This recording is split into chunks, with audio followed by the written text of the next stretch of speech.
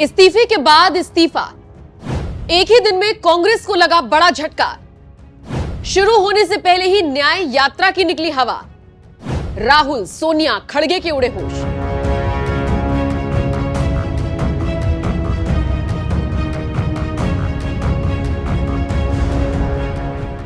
नमस्कार, आप देख रहे हैं एनएमएफ न्यूज और आपके साथ मैं हूं नमिता चौधरी।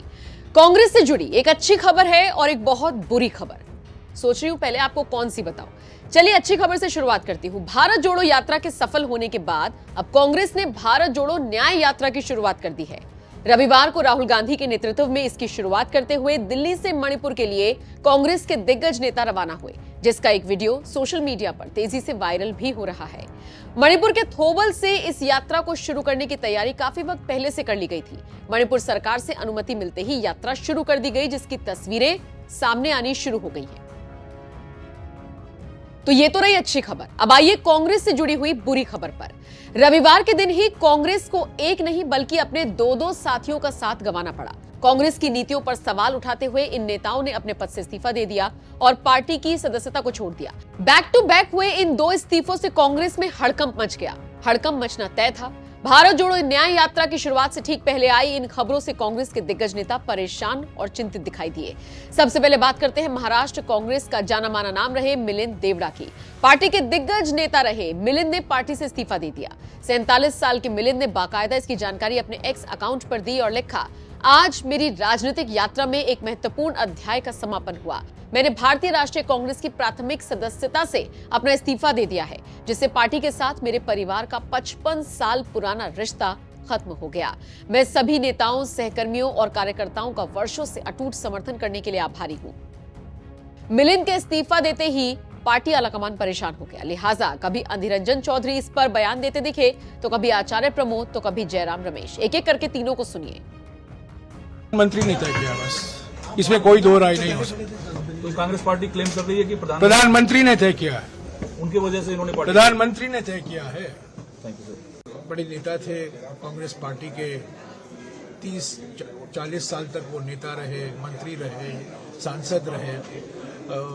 उनकी दोस्ती सभी पार्टियों से हुआ करती थी, पर वो एक अटल और दृढ़ कांग्रेसी थे और उन्होंने कांग्रेस का कभी साथ नहीं छोड़ा। मैं आज मुरली देवराज जी को याद करता हूँ। किसी को अगर पार्टी छोड़ना है तो छोड़ दीजिए, छोड़ दे। मैं क्या कह सकता है। कुछ दिन पहले नागपुर में उनसे मुलाकात हुई थी, अच्छी बात भी हुआ था, आपस में मतलब एक्सचेंज ऑफ व्यूज भी हुई थी। उनके बारे में हम सही सलामत है या नहीं पूछा, खैरियत पूछे गए, उन्होंने भी मेरे खैरियत पूछी। पहले हमारा मंत्री थे, चुनाव जीते थे, कांग्रेस पार्टी के एमपी थे, तो अभी गए तो मैं क्या कर सकते। उनको पूछिए ना क्यों गए हो। कांग्रेस ने क्या कुछ नहीं दिया कि आज जाने की उनको नौबत आ गई, ये उनको पूछिए, मुझे पूछने में क्या फायदा।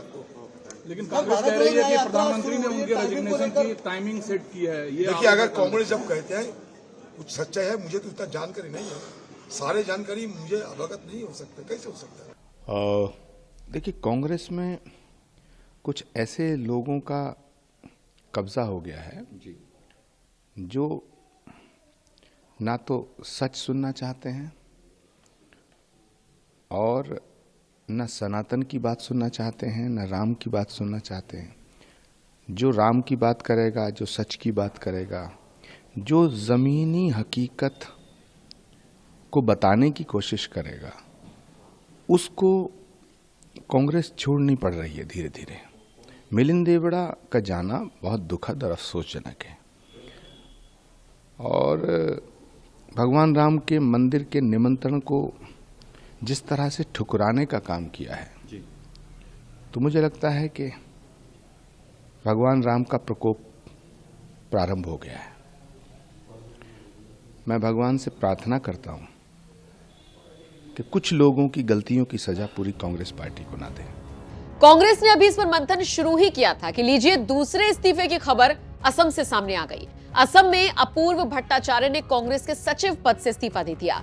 पिछले 10 सालों से भी ज्यादा वक्त से कांग्रेस के साथी रहे अपूर्व का जाना एक बहुत बड़ा नुकसान पार्टी के लिए माना जा रहा है, वो भी तब जब पार्टी न्याय यात्रा की शुरुआत कर चुकी है। आपको बता दें, राहुल गांधी के नेतृत्व में ये यात्रा असम से भी निकलेगी और बाकी मुंबई में तो आकर इसका समापन होगा ही।